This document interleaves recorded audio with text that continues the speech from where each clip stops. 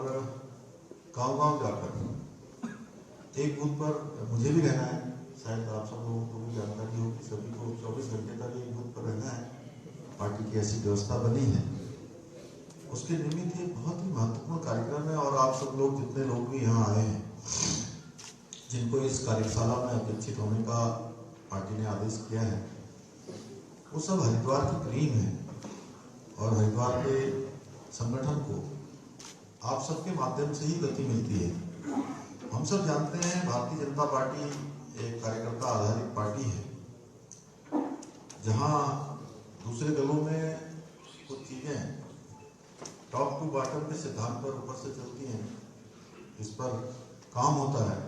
वहीं हमारी पार्टी की जो पद्धति है, हमारी पार्टी का जो काम करने का तरीका है, वो थोड़ा अलग है और हमारी पार्टी कार्यकर्ता आधारित पार्टी है, जो बॉटम टू टॉप चलती है, यानी कि नीचे से ऊपर को चलती है। बूथ अध्यक्ष के नीचे हमारे पन्ना प्रमुख और पन्ने के सदस्य, ऐसे निचली से निचली इकाई, वहां से हमारी पार्टी चलती है और ये हमारी पार्टी का सिद्धांत है। हमने सबसे समाज के अंतिम छोर में पहुंचकर, जो निचले स्तर पर, इसको कहते हैं कि बिल्कुल सबसे अंतिम इकाई है, वहां तक पहुंचकर केंद्र सरकार और राज्य सरकार के द्वारा जो भी काम हुए, उन सब कामों को बहुत अच्छे तरीके से लोगों को समझाना है। जो काम इतने हुए हैं, अगर हम कामों की बात करें तो मैं एक दिन लाभार्थी संवाद में गया था, तो मैंने वैसे ही अंदाजा लगाया, मैंने उससे पूछा, तो ये तय मानिए कि पूरे भारतवर्ष में पिछले 9.5 सालों में, 10 सालों में, जब से हमारे प्रधानमंत्री मोदी जी हैं, तब से लेकर अगर हम आकलन करें तो कोई ऐसा व्यक्ति भारत में बचा नहीं होगा जिसको कोई ना कोई लाभ न मिला हो सरकार के कारण से।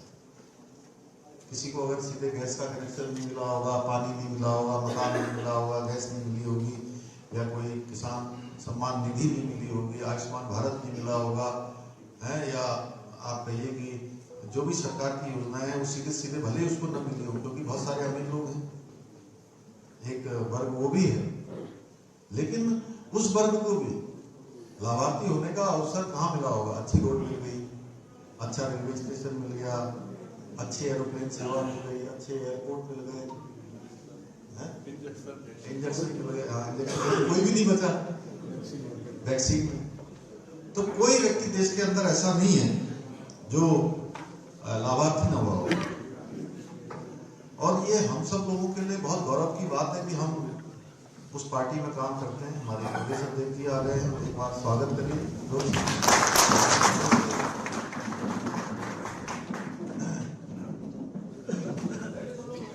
हमको चीजों को अंतिम छोर में जो लोग निवास कर रहे हैं, उन सब तक हमारी जो बातें हैं वो बातें पहुंचे, और इसी निमित्त आप सबको इस अभियान में कार्यशाला के माध्यम से आप सब लोग पहुंचे हैं। तो हमें गांव-गांव तक पहुंचना है, क्योंकि अगर हमारे देश की आत्मा कहीं बसती है तो वो स्थान कोई और नहीं है, वो स्थान हमारा गांव है। ग्राम सभा है, ग्राम पंचायतें हैं, या ग्राम सभा में रहने वाला जनगण मन है, उस तक हमको पहुंचना है। हमें प्रत्येक गांव के हर एक बूथ तक पहुंचना है और हर एक बूथ पर रहने वाले हर एक व्यक्ति तक पहुंचना है, हर एक घर तक पहुंचना है।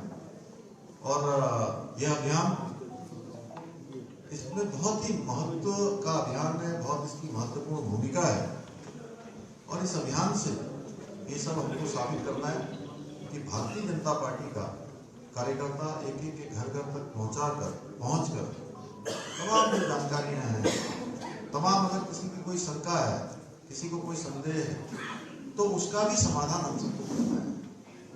और ये सब तब होगा जब हम सब लोग कार्यशाला में आए हैं, कार्यशाला में कुछ नई चीजें आएंगी, पार्टी समय समय पर ऐसी कार्यशालाएं रखती है, उसके पीछे हेतु ये होता है कि ये जो प्रशिक्षण है, ये कार्यशालाएं हैं, ये सतत रूप से चलने वाली प्रक्रिया है।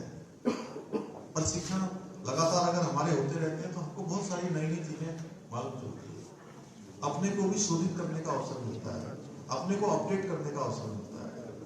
तो मैं आप सबसे कहूंगा, इस कार्यक्रम से संबंधित जो भी जानकारियां होंगी, अभी आदरणीय प्रदेश अध्यक्ष जी आ गए हैं तो वो बहुत विस्तार से देंगे। मैं इसमें बहुत अधिक नहीं बोलूंगा, बस मैं यही कहूंगा कि मोदी जी की गारंटी, मोदी जी का सपना और मोदी जी के कार्यों को हम सबको ग्राउंड लेवल तक पहुंचाना है, एक एक व्यक्ति तक पहुंचाना है। और मेरा बूथ सबसे मजबूत जो संकल्प है, इसके साथ आप सभी के द्वारा जो भी जानकारियां आज अपने अध्यक्ष जी के द्वारा, यहाँ पर बोलने वाले वक्ताओं के द्वारा जो हम सबके समक्ष रखी जाएगी, साझा की जाएगी, अपने अपने क्षेत्रों में जाकर हमने वो अंतिम व्यक्ति तक पहुंचाना है। अब ये सोच के काम करना है कि हम में से प्रत्येक व्यक्ति, आज हमारे देश के प्रधानमंत्री के हम प्रतिनिधि के रूप में हम वहां पर जा रहे हैं, तो हम किस प्रकार से पार्टी को रिप्रेजेंट करें, पार्टी की बात किस प्रकार से रखें।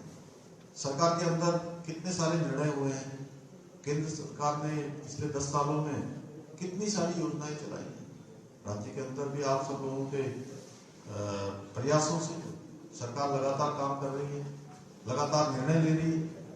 लेकिन ये सब हम तब बता पाएंगे जब इसके बारे में हमें पहले जानकारी होगी। थोड़ा मेरा ये भी अनुरोध रहेगा आप लोगों से कि चूंकि आप टीम हैं, तो आप सबको हर एक बात की जानकारी, हर एक योजनाओं की जानकारी, उसके लिए थोड़ा पढ़ने लिखने का, क्योंकि अभी मैं प्रधानमंत्री जी के कार्यक्रम को सुन रहा था, परीक्षा पे चर्चा, उसमें भाग लेकर मैं आपके बीच में आया हूँ। तो हमारे जो विद्यार्थी हैं, उन विद्यार्थियों से कह रहे थे कि व्यक्ति को, बच्चों को हमेशा लिखने की आदत होती है, नोट करने की, क्योंकि एग्जाम में तो लिखना ही पड़ता है सबको। तो वो आदत केवल बच्चों के लिए नहीं है, वो आदत हम लोगों को भी अपनानी चाहिए। हम लोग भी लगातार लिखने का काम, पढ़ने का काम ये करते रहेंगे तो हम अपडेट होते जाएंगे। और कई बार कुछ अपना लिखा हुआ फिर याद आता है, फिर अगर हम दोबारा उसको लिखते हैं कुछ अच्छा करके, तो बहुत सारी चीजें करेक्ट भी हो जाती हैं और हमारे दिमाग में ठीक से बैठ भी जाती है। तो जब हमारे को ठीक से कॉन्सेप्ट क्लियर होगा किसी बात का, तो हम दूसरों को भी बता पाएंगे, लोगों को भी समझा पाएंगे, पार्टी से जोड़ पाएंगे।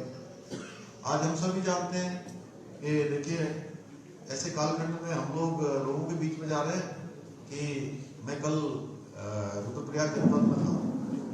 आपको मैं सच बताऊं कि मैंने कल्पना नहीं करी थी कि इतने लोग होंगे, और मतलब लोग कह रहे थे कि आज से पहले कभी इतने लोग एक साथ नहीं आए। 40,000 से भी अधिक की संख्या में लोग वहां पर थे। 36,000 का तो सीधे वहां पर हानि लगी थी, इतने लोग पहुंच गए अलग अलग तरह से। और सबसे बड़ी बात की, ये कोई मेरे को वो करने के लिए नहीं, वो लोग जो है, ज्यादातर लोग सबके सब क्या कर रहे थे, जय श्री राम, मतलब उनकी जो आवाज निकल रही थी हर जगह से, खड़े हुए लोग भी जय श्री राम, देखने वाले भी जय श्री राम, हमारी माताएं बहनें भी जय श्री राम। देखिए, ऐसा अवसर हमको मिला है, और यह अवसर भारतीय जनता पार्टी की सरकार में मिला है, हमारे प्रधानमंत्री मोदी जी के प्रधानमंत्रित्व कार्यकाल में मिला है, उनके नेतृत्व में मिला है, जिसकी प्रतीक्षा हम लोग लंबे समय से कर रहे थे। और मैं कह सकता हूं कि लंबे समय के बाद, त्रेता युग के बाद फिर से राम युग प्रारंभ हो गया, एक नया राम युग आया। प्रधानमंत्री जी ने किया, ये हमको बताना है। कश्मीर में धारा 370, ये कोई आसान काम नहीं था। ये धारा 370 हटी, देश के अंदर पूरी तरह से आज कश्मीर भारत का अभिन्न अंग हो गया। पहले वहां दूसरा संविधान चलता था, दूसरा वहां का निशान चलता था, राष्ट्रीय ध्वज अलग होता था वहां का, यहाँ का अलग, और वहां का प्रधानमंत्री भी अलग होता था। एक देश के अंदर अलग संविधान, अलग प्रधान और अलग निशान।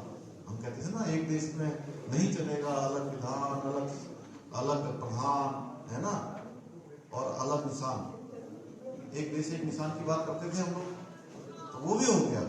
उस कश्मीर के अंदर 3 तलाक समाप्त हो गया। घर घर में राशन पहुंचा है। कोरोना महामारी में हर एक योजनाएं पहुंची हैं। तमाम नए नए काम हुए हैं देश के अंदर। बहुत सारे प्रमुख राष्ट्रीय मुद्दे हैं। वहीं प्रदेश के अंदर हमने नकल विरोधी कानून ये लागू किया है। ये बहुत बड़ा मुद्दा है आज के विद्यार्थियों के लिए, उन माता पिताओं के लिए जो अपने बच्चों को बहुत गरीबी की हालत में पढ़ाते हैं, लिखाते हैं, उनकी परवरिश करते हैं। या धर्मांतरण विरोधी कानून बनाना हो, या लैंड जिहाद, जो अतिक्रमण से हमने 5000 एकड़ से अधिक जमीन मुक्त कराई।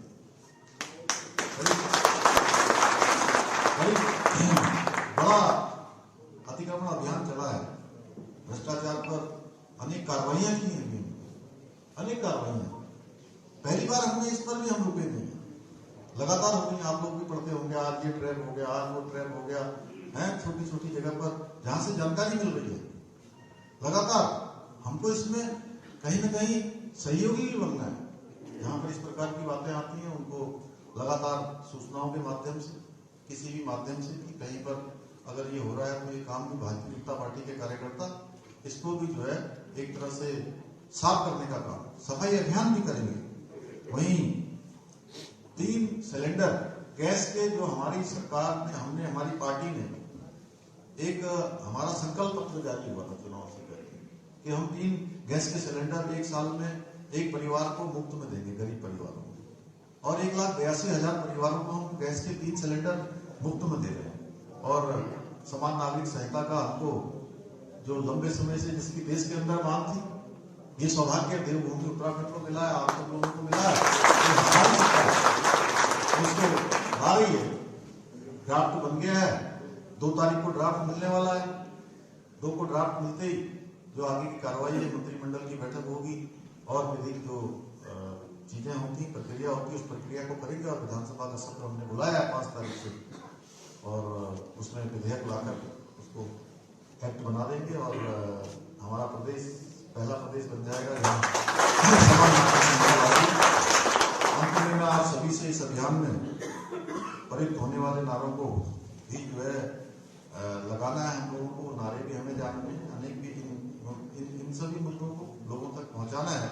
इसके अतिरिक्त बहुत सारे मुद्दे हैं। 30% का महिलाओं का आरक्षण है। अनेक फैसले हमने और भी लिए हैं। तमाम आशा बहनें हों, आंगनबाड़ी की बहनें हैं, उन सभी का मानदेय बढ़ा है। भर्तियां हमने निष्पक्ष तरीके से की हैं। आज किसानों के लिए तमाम योजनाएं हम लाए हैं। पशुधन के क्षेत्र में, पशुपालन विभाग में, मत्स्य विभाग में, हरिद्वार के अंदर बहुत सारे लाभार्थी। अभी गन्ने का हमने जो है 20 रुपए का रेट है, 20 रुपए का भी रेट बढ़ाया है। तो मैंने क्योंकि समय कम था, मैं केवल आप लोगों को शुभकामना करने के लिए आया था। और हमारे प्रदेश अध्यक्ष जी का आज आदेश हुआ कि आप लोगों की कार्यशाला यहाँ प्रारंभ हो रही है। मैं वो हरिद्वार, जो आज हरिद्वार से अयोध्या के लिए जो रेलगाड़ी जा रही है, उसको आज हम लोगों ने अभी जाके वहाँ से शुरू करना है, उसको धमकी देनी है। तो मैं आप सबको भी शुभकामना देने आया हूँ। घर घर हम लोग जाएंगे, मोदी जी का संदेश जो है ना लेकर हम इस पूरे अभियान को सफल बनाएंगे।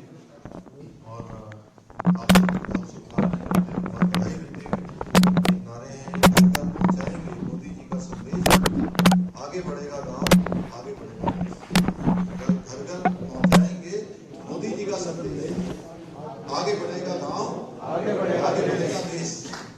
मोदी जी का एक ही सपना, विकसित बने हर गांव अपना। मोदी जी की गारंटी पर है विश्वास, गांव तक तो पहुंचा है विकास। तो एक नारे हैं भी अध्यक्ष जी आपको बताएंगे विस्तार से। पुनः एक बार आप सभी का धन्यवाद। प्रदेश अध्यक्ष जी का अभिनंदन।